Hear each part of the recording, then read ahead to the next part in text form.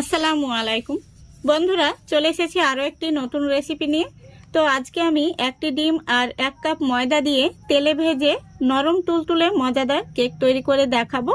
তো কোনো রকম বেক করার ঝামেলা ছাড়াই তেলে ভেজে যে এত সুন্দর কেক তৈরি করা যায়, আপনারা না দেখলে বিশ্বাসই করতে পারবেন না। তো চলুন প্রথম থেকে শেষ পর্যন্ত রেসিপিটা দেখতে থাকুন। আশা করছি আপনাদের ভীষণ ভীষণ ভালো লাগবে। তাহলে চলে যাচ্ছি মূল রেসিপিতে।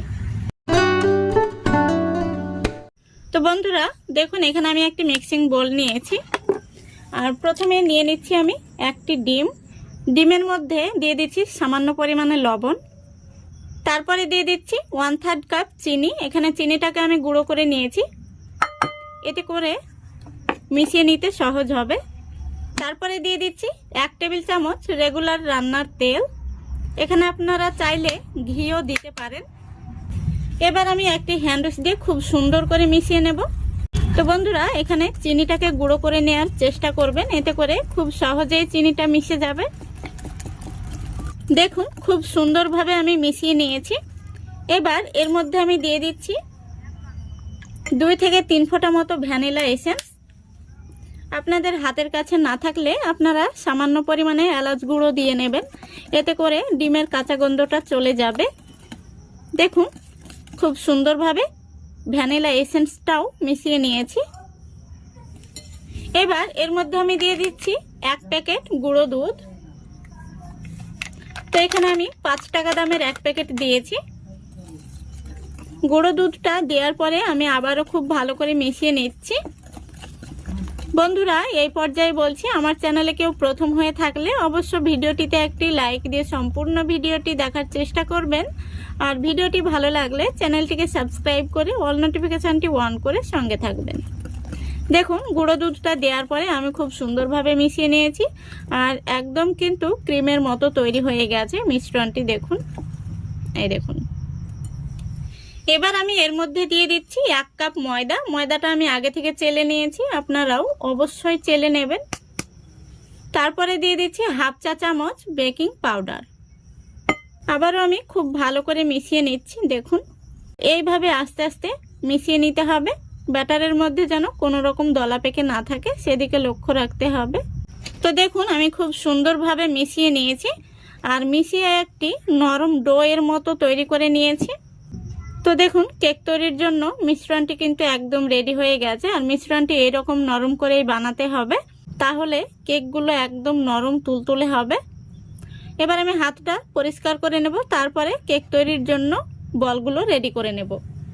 তো বন্ধুরা আমি হাতটা পরিষ্কার করে হাতে খুব ভালো করে আমি সাদা তেল মেখে নিয়েছি, আর এখানে আমি দেখুন একটি টেবিল চামচ নিয়েছি। তো এই চামচে করে আমি দেখুন 1 চামচ করে নিয়ে কেকের শেপগুলো দিয়ে নেব, এইভাবে গোল গোল করে বলগুলো তৈরি করে নিচ্ছি। তো বন্ধুরা এগুলো তৈরি করে কিন্তু রাখা যাবে না, সঙ্গে সঙ্গে তেলের মধ্যে দিয়ে দিতে হবে। তো আমি কিন্তু গ্যাসটা অন করে ফ্রাই প্যানে তেল বসিয়ে দিয়েছি, আর গ্যাসের ফ্লেমটা কিন্তু একদম লো ফ্লেমে রেখে এই কেকগুলো বানিয়ে নিতে হবে। তো দেখুন আমি একটি বল তৈরি করে নিয়েছি, এটাকে আমি সরাসরি তেলের মধ্যে দিয়ে দেব। তো দেখুন এখানে আমি তেলের মধ্যে সরাসরি দিয়ে দিলাম। তো বন্ধুরা আমি আরও একটি বল তৈরি করে আপনাদের দেখিয়ে দিচ্ছি, আর এইভাবে চামচ দিয়ে মেপে নিলে কিন্তু সবগুলো কেক এক সমান হবে। তো এইভাবে আমি সবগুলো বল একে একে তৈরি করব আর সঙ্গে সঙ্গে তেলের মধ্যে দিয়ে দেব। দেখুন বন্ধুরা তেলটা কিন্তু খুব বেশি গরম হয়নি, হালকা গরম তেলের মধ্যে কিন্তু এই কেকগুলো দিয়ে দিচ্ছি, আর গ্যাসের ফ্লেমটা একদমই কিন্তু লো ফ্লেমে রেখে কেকগুলো ভেজে নিতে হবে। গ্যাসের ফ্লেমটা কোনোভাবে বাড়িয়ে দেওয়া যাবে না, নইলে কেকের উপর থেকে কালার আসবে কিন্তু ভেতরটা কাঁচা থেকে যাবে। দেখুন এখানে আমি কেকের সাইজগুলো একটু বড় সাইজের বানিয়েছি, আপনারা চাইলে কেকের সাইজগুলো একটু ছোট করেও বানিয়ে নিতে পারবেন। দেখুন কিছুক্ষণ পর কেকগুলো কিন্তু তেলের উপরে ভেসে উঠেছে। তো এখানে আমার ছোট্ট একটি কেক হয়েছে, সেটাও দিয়ে দিলাম। বন্ধুরা এবার আমি কেকগুলোকে একটি চামচের সাহায্যে উল্টিয়ে দিচ্ছি। দেখুন কত সুন্দরভাবে কিন্তু কেকগুলো ফুলে গেছে। আর বন্ধুরা এই কেকগুলো বানানো কিন্তু একদমই সহজ, কোনো রকম বেক করার ঝামেলাই নেই, খুব সহজেই আপনারা বানিয়ে নিতে পারবেন। আর চা বসিয়ে দিয়ে কিন্তু এই কেকগুলো তৈরি হয়ে যাবে। দেখুন দেখতে কত সুন্দর হয়েছে। এইভাবে আমি লো ফ্লেমে রেখে কেকগুলোকে উল্টে পাল্টে গোল্ডেন ব্রাউন কালার করে ভেজে নেব। বন্ধুরা আবারও বলছি, আমার চ্যানেলে প্রথম হয়ে থাকলে অবশ্যই ভিডিওটিতে একটি লাইক দিয়ে সম্পূর্ণ ভিডিওটি দেখার চেষ্টা করবেন।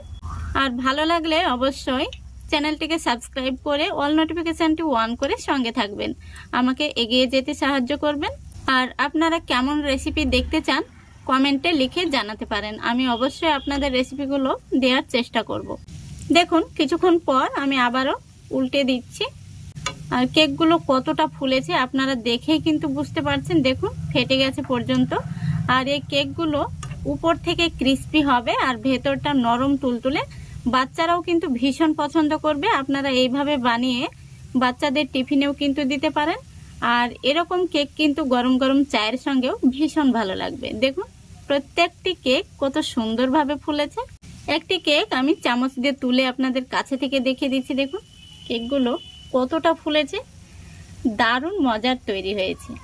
দেখুন উল্টে পাল্টে আমি দুটো সাইড গোল্ডেন ব্রাউন কালার করে ভেজে নিয়েছি কিন্তু, আর একদম রেডি হয়ে গেছে। দেখুন কত সহজেই কিন্তু এই কেকগুলো তৈরি হয়ে গেল। দেখুন পুচকো কেকটাও কিন্তু কত সুন্দর হয়েছে, দারুণ হয়েছে। এবার আমি কেকগুলোকে তুলে নেব।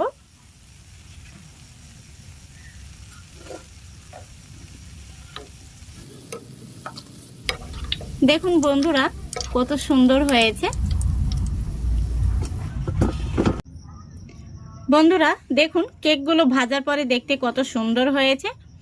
কেকগুলো আমি আপনাদের দেখিয়ে দিচ্ছি। এই দেখুন কেকগুলো এতটাই ক্রিস্পি হয়েছে যে ফেটে গেছে পর্যন্ত। আর এরকম উপরটা ফেটে গেলেই বুঝবেন কেকগুলো উপর থেকে ক্রিস্পি আর ভেতর থেকে কিন্তু নরম তুলতুলে। দেখুন আমি আপনাদের ভেঙে দেখিয়ে দিচ্ছি কতটা সফট হয়েছে। দেখুন আশা করি দেখে আপনারা বুঝতে পারছেন কতটা নরম তুলতুলে হয়েছে।